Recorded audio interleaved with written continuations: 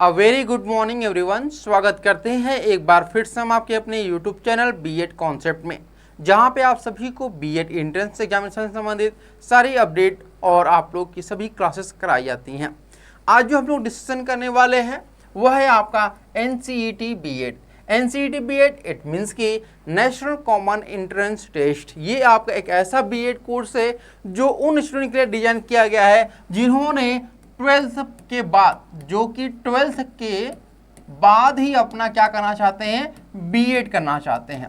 और यह जो आपका एनसीईटी बीएड 2024 है, यह आपका क्या है, 4 ईयर बीएड कोर्स है। ठीक है, यानी कि 4 वर्षीय आपका यह बीएड कोर्स है, या फिर यूं कह सकते हैं कि यह आपका एक इंटीग्रेटेड बीएड कोर्स है। अब इंटीग्रेटेड बीएड जो कोर्स है, यह आपका कोर्स 2024 से ही नहीं बल्कि 2023 से यह आपका प्रोसेस लागू हो चुका है। 2023 एनसीईटी में हुआ था और 2024 में आपका फिर से होगा, जिसमें बहुत सारी यूनिवर्सिटीज में इंक्लूड होंगी और कंपटीशन भी आपका हाई होगा। इसमें एक मोस्ट इंपॉर्टेंट आपका सब्जेक्ट है, जो सब्जेक्ट का नाम है आपका टीचिंग एप्टीट्यूड। टीचिंग एप्टीट्यूड यानी कि इसमें हम लोग शिक्षण संबंधित जो आपकी अभिक्षमता है उसके बारे में बात करते हैं, चर्चा करते हैं। यहाँ पे देखते हैं कि क्या आप 4 ईयर बीएड करने जा रहे हैं तो उसके लिए आप एलिजिबल हैं, तैयार हैं कि नहीं है। ये सभी चीज़ें आप लोग की इस सब्जेक्ट के थ्रू परखी जाती है। तो चलिए आज हम इसी के बारे में चर्चा करेंगे। और सबसे पहले समझते हैं कि जो टीचिंग एप्टीट्यूड है उसका आपका यहाँ पर पेपर पैटर्न क्या है। पेपर पैटर्न इट मीन्स कि हम समझते हैं कि कितने प्रश्न आप लोगों से टीचिंग एप्टीट्यूड को पूछे जाएंगे और कितने नंबर के आपके रहेंगे। ठीक है, यहाँ पे ध्यान रखिएगा कि जो आपका 4 ईयर बीएड कोर्स आप लोग का चल रहा है एनसीईटी बीएड में, इसमें 3 प्रकार के कोर्स आते हैं।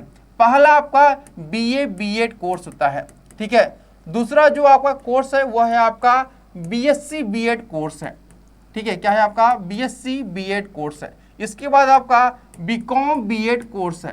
ठीक है, क्या है आपका बीकॉम बीएड कोर्स है। ये तीनों ही कोर्स हैं और इन तीनों ही कोर्सेस में आप लोगों का टीचिंग एप्टीट्यूड जो है वह कंपलसरी है आपको पेपर देना। समझ रहे हैं आप लोग बातें, यानी कि टीचिंग एप्टीट्यूड चाहे आप बीए बीएड की तैयारी कर रहे हो या फिर बीएससी बीएड की तैयारी कर रहे हो या फिर बीकॉम बीएड की, सभी के लिए टीचिंग एप्टीट्यूड जरूरी है। अब ये टीचिंग एप्टीट्यूड जो सिलेबस है इसमें, उससे पहले समझिए कि कितने क्वेश्चन आप लोगों से पूछे जाते हैं।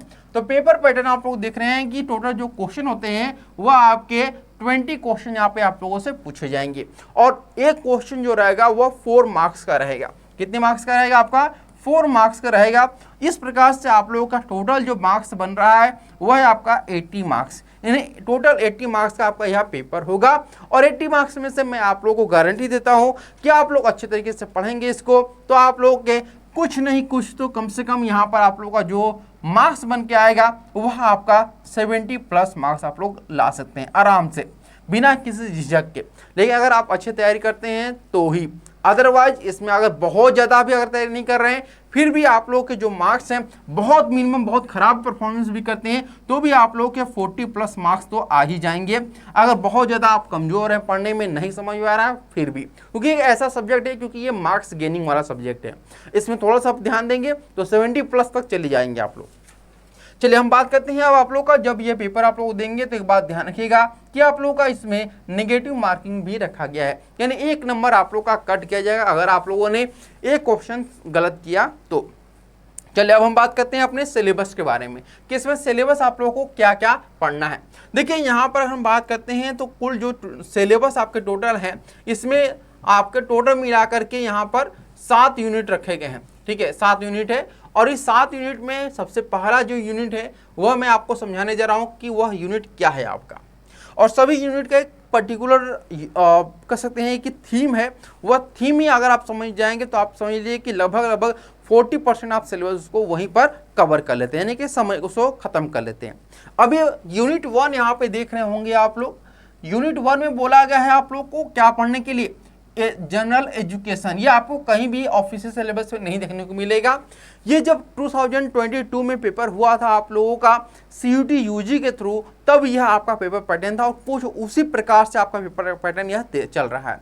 और आपका जो सिलेबस दिया गया ऑफिशियली, उसमें बहुत सारी चीज़ें ऐसी हैं जो आप नहीं समझ पाएंगे, इसलिए मैं बिल्कुल ही आसान भाषा में आप लोग के लिए यह सिलेबस लेके आ रहा हूँ और गारंटी देता हूँ कि यूट्यूब की हिस्ट्री में पहली बार इस प्रकार से सरल वे में, बिल्कुल ईजी वे में आप लोग को सिलेबस जो आपको देखने को मिल रहा है।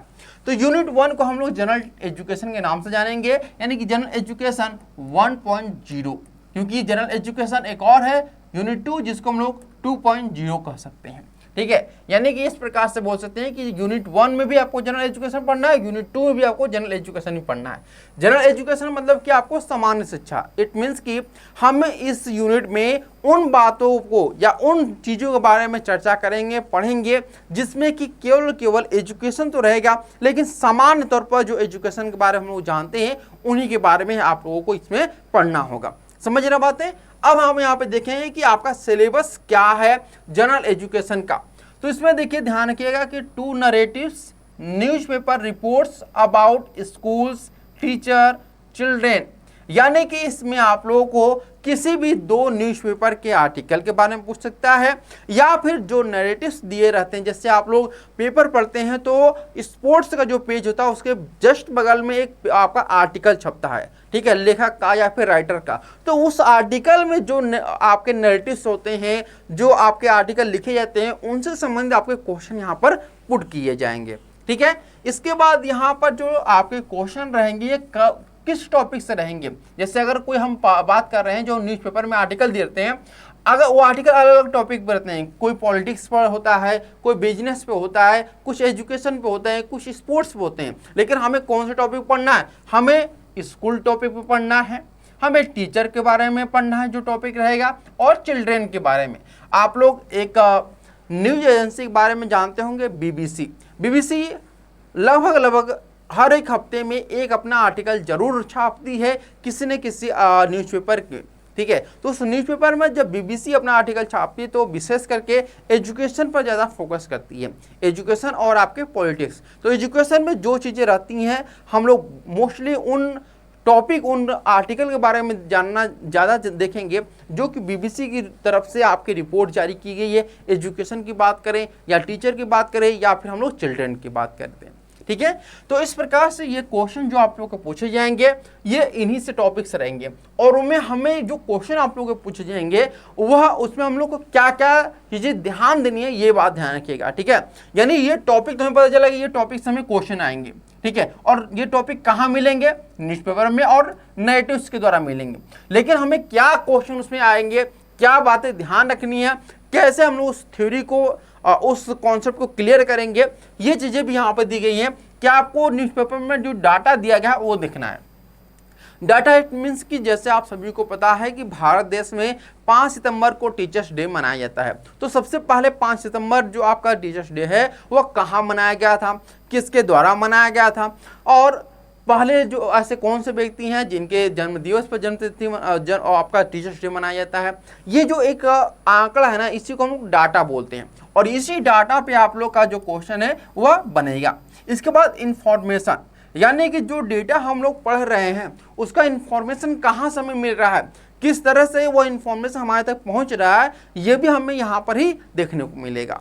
ठीक है, इसके बाद हम लोग एनालिसिस, यानी कि जो डेटा हमें मिला है, जो इन्फॉर्मेशन हमें मिला है उसका हम एनालिसिस करेंगे अपने अकॉर्डिंग, अपने पॉइंट ऑफ व्यू से। जैसे अगर कहते हैं ना कि 2 लोग बात कर रहे हैं आपस में, अगर ए बात कर रहा है किसी टॉपिक के बारे में बी से और आप उसी बात को सुन रहे हैं, तीसरा आप यानी आप सी हैं, तो आप इन दोनों की बातों को अपने अनुसार यहाँ पर किस प्रकार से क्या करते हैं, उसको समराइज करते हैं, एनालिसिस करते हैं, वही चीज़ आपको यहाँ पर करनी है। समझ रहे हैं आप लोग बातें? यानी कि ए और बी 2 व्यक्ति हैं और ये 2 व्यक्ति एक टॉपिक पर डिस्कशन कर रहे हैं और उस डिस्कशन का हिस्सा आप भी हैं, लेकिन आप अपने पॉइंट ऑफ व्यू से उस टॉपिक को क्या एनालिसिस करते हैं, ये चीज़ें आपको इस टॉपिक में पढ़नी है। ठीक है, इसके बाद आपको इशूज, यानी कि जो भी समस्याएं हैं उस टॉपिक से संबंधित वो चीज़ें भी आप लोग को इसमें पढ़नी है।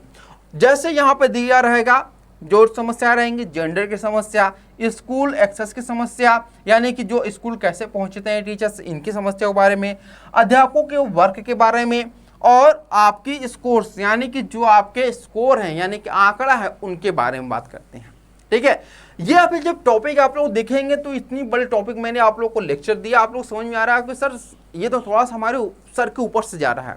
तो ये बाबू आपके सर के ऊपर से जाएगा ही, क्योंकि आप लोगों ने क्लास 1 से लेकर 12 तक पढ़ाई कर लिया, लेकिन कभी टीचिंग एप्टीट्यूड का आप लोगों ने नाम ही नहीं सुना है ना। तो जब टीचिंग एप्टीट्यूड किसी भी चीज़ के बारे में आप लोगों ने नाम नहीं सुना है तो थोड़े से जब पहली बार किसी काम को करते हैं तो आपको अटपटा लगता है। आप चाहे पढ़ाई भी जब शुरू में बचपन में गए पढ़ाई शुरू किए होंगे तो 1-2 बार जब स्कूल गए तो वहाँ पे रोए होंगे, गाए होंगे, आपके मम्मी पापा ने लातन मुक्कन आपको मारा भी होगा।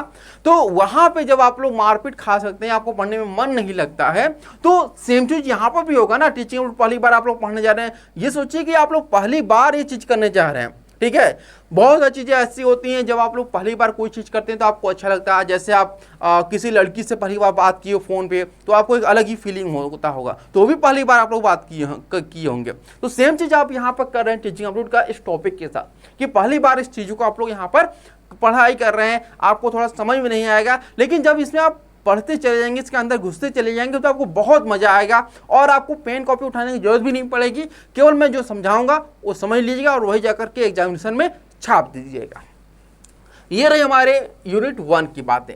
अब हम बात करते हैं यूनिट 2 के बारे में। देखिए यूनिट 2 में जो बेसिकली हमारा, मैंने आपको जैसे बताया कि यूनिट 1 जो है आपका सामान्य शिक्षा यानी कि आपका जनरल एजुकेशन से संबंधित है। सेम चीज यूनिट 2 में भी आपका है कि यह भी आपका जनरल एजुकेशन से रिलेटेड है, लेकिन जनरल एजुकेशन रिलेटेड है बट यहाँ पे आपको मूवीज के बारे में ज़्यादा जानकारी रखनी है। जैसे बहुत सारे स्टूडेंट ऐसे होंगे जो मूवीज लवर होंगे, कोई भी मूवी आती होगी वो तुरंत ही आपके सिनेमा हॉल में जाकर के मूवी देखते हैं। अभी हाल ही में आप लोग देखे होंगे गदर 2 जो कि एक प्रेम कहानी पर आधारित थी, भारत पाकिस्तान से संबंधित थी, तो इसके बारे में आप लोग जाकर के वहाँ पे देख लिए होंगे। उसी प्रकार से हमारी जो टीचिंग एप्टीट्यूड है उसमें यूनिट 2 जो है ना वो बेसिकली जो बेस्ड है वो आपकी मूवी से ही बेस्ड है। अब एक किस प्रकार की मूवी से आपके क्वेश्चन पूछेगा, आप लोग बोलेंगे सर कि हम लोग टीचिंग एप्टीट्यूड पढ़ रहे हैं या फिर मूवीज के बारे में पढ़ाई करने वाले हैं। देखिए बाबू, आप लोग पढ़ रहे हैं टीचिंग एप्टीट्यूड, लेकिन इसमें आपको मूवीज के बारे में पढ़ना है और ये मूवीज किस टॉपिक पर रहेंगी ये भी ध्यान रखिएगा।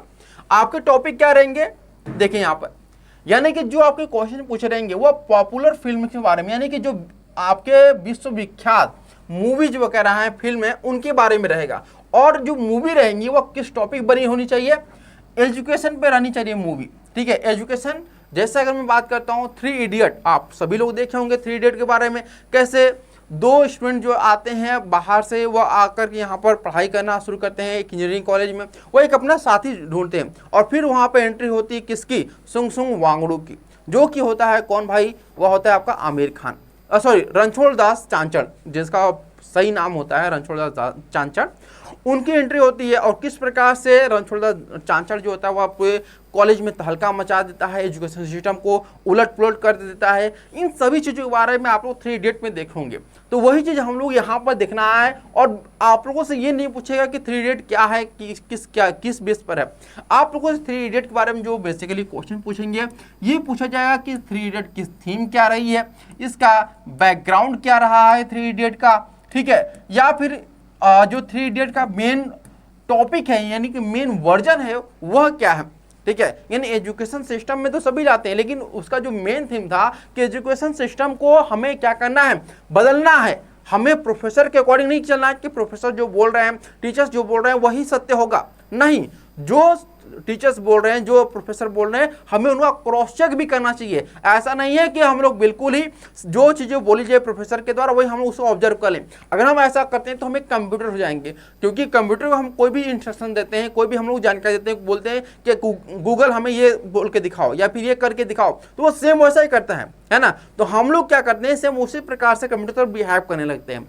लेकिन हम लोग मनुष्य हैं, हम अपना सेंस क्रिएट करते हैं, हम लोग अपना सेंस को यूज करते हैं, तभी हम मनुष्य कहलाएंगे ना।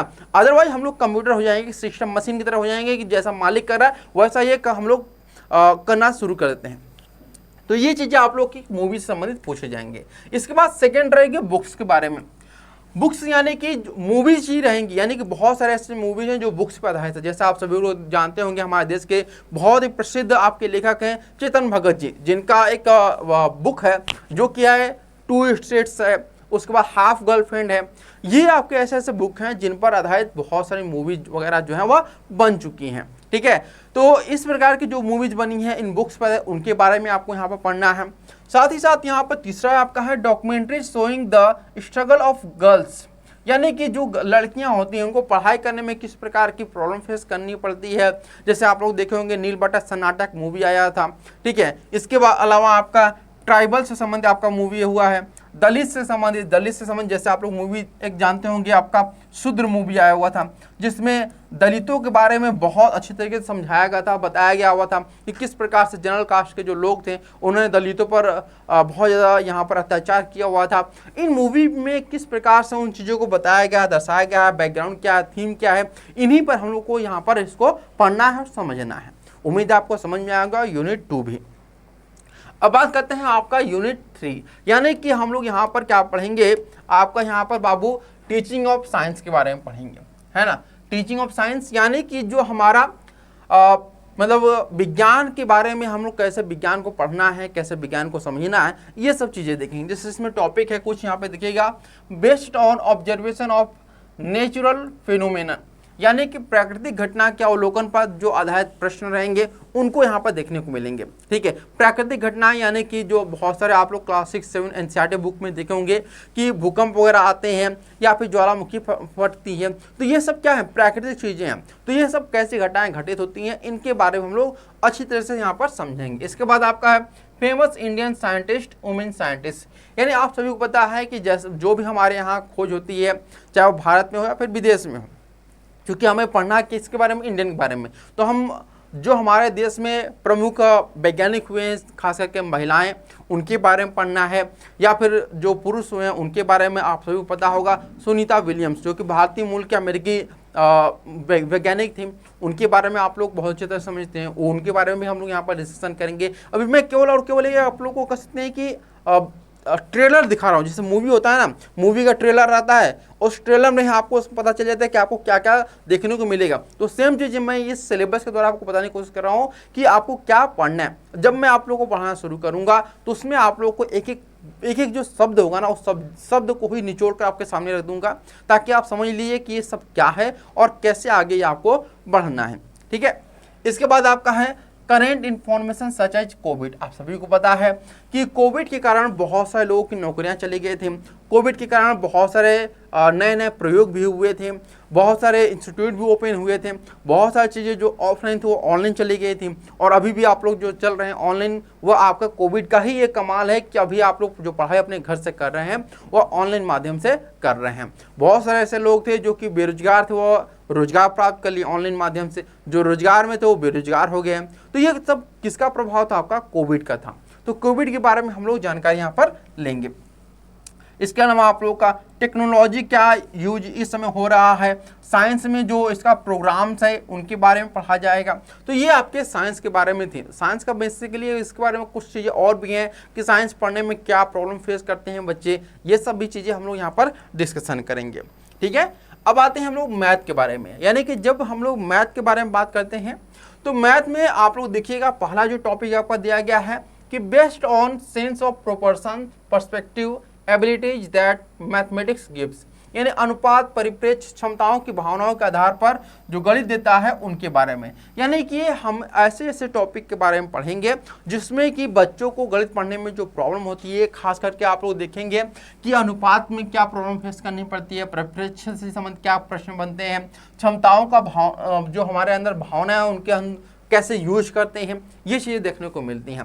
साथ ही साथ एक और तीसरा टॉपिक यहाँ पे है, वो दिया है difficulty that children face while learning mathematics, यानी कि मैथमेटिक्स जब बच्चे पढ़ते हैं तो क्या क्या प्रॉब्लम फेस करना पड़ता है। ऑलरेडी मैं बता चुका हूँ कि इसमें अनुपात हो, परिप्रेक्ष्य हो, इनके बारे में। लेकिन जो छोटे बच्चे होते हैं वो जो पढ़ाई करते हैं, जैसे मैं अगर बात करता हूँ कि क्लास 2 का जो बच्चा है, सेकेंड ग्रेड का जो बच्चा हुआ है, अगर उसे बोला जाए कि बाबू बताओ 1 + 1 = कितना होगा, तो बता देगा सर 2 होता है।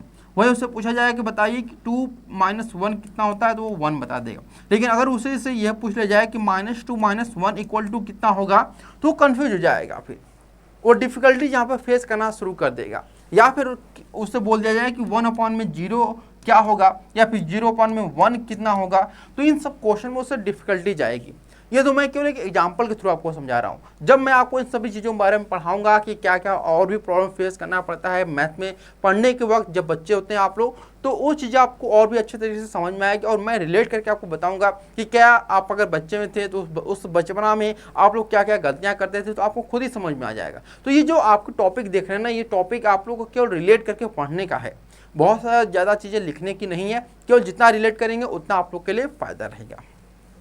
आगे हम लोग देखते हैं इसके बाद ये आपका यूनिट 5 में यहाँ पे देखिएगा दिया हुआ है teaching of performing and visual arts, यानी कि आप लोग को यहाँ पर बेसिकली जो पढ़ना है कला, संगीत और नाटक के क्षेत्र में जो चीज़ें हो रही हैं उनके बारे में, यानी कि कला, इसमें academics of arts teaching, benefits of practicing arts forms, इसके बाद Indian art and music traditions, ये आपको पढ़ना है, यानी कि भारतीय कला और संगीत की परंपराओं के बारे में, कला रूपों का अभ्यास करने से क्या क्या लाभ होते हैं, ये चीज़ें आपको यहाँ पर देखने को मिलेंगे। तो इसके बारे में भी हम लोग यहाँ पर पढ़ेंगे, ठीक है।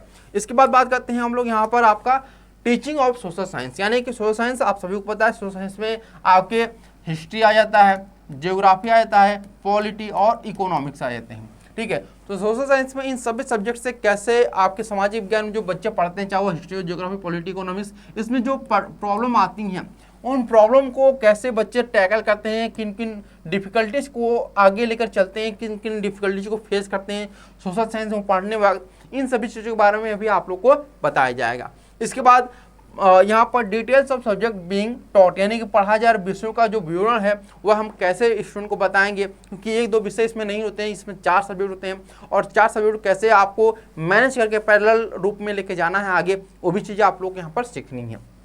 इसके बाद Nobel and other award winners for creating knowledge and such as in economics और अदर फील्ड्स, यानी कि अर्थशास्त्र या फिर भूगोल या इतिहास या फिर कह सकते हैं कि आप लोग का पॉलिटी के क्षेत्र में जो जो महान व्यक्तित्व हुए हैं या फिर वैज्ञानिक हुए हैं या सोशलिस्ट हुए हैं, उनके बारे में आप लोग यहाँ पर पढ़ाई करना है।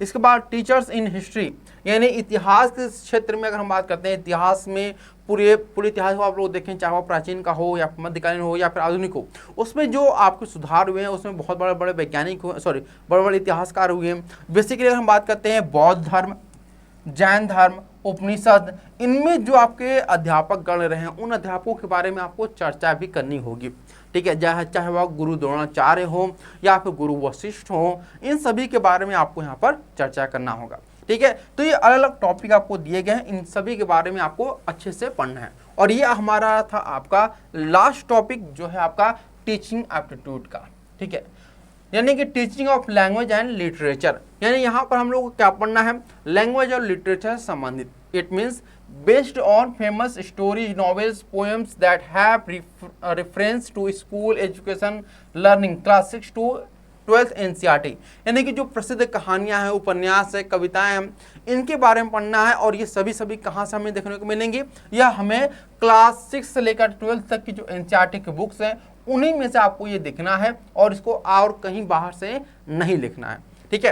यानी कि आप क्लास 6 से लेकर 12 तक जो बुक दिया हुआ है उसी में जो कहानियां दी होंगी, उपन्यास दिए होंगे, कविताएं दी होंगी, उन्हीं को संदर्भित बना करके प्रश्न आप लोगों से पूछे जाएंगे। इसके बाद आप लोगों का biographies, autobiographies of famous women tribals, Dalit who have described their school experience, teachers और क्लास, यानी कि जो भारत में प्रसिद्ध महिलाएं हैं, आदिवासी महिलाएं हैं, दलित महिलाएं हैं, उन्होंने अपनी आत्मकथा में, अपनी जीवनी में किस प्रकार के स्ट्रगल फेस किए हैं उनके बारे में हम लोग पढ़ना है। जैसे आप सभी को पता होगा कि वर्तमान में भारत के जो राष्ट्रपति हैं द्रौपदी मुर्मू जी, वह खुद ही एक आदिवासी से आती हैं और उन्होंने अपनी एक बुक भी लिखी हुई है। उस बुक में उन्होंने कैसे अपने जीवन संघर्ष के जीवन को उन्होंने अपने बुक में प्रिस्क्राइब्ड भी किया हुआ है, बताया भी है किस प्रकार से जीवन उन्होंने जिया हुआ है। और उसी को देखते हुए बार बार वो जोर भी देती हैं कि आदिवासी जो क्षेत्र है उनको भी आगे लाया जाए ताकि उनका भी उत्थान हो सके।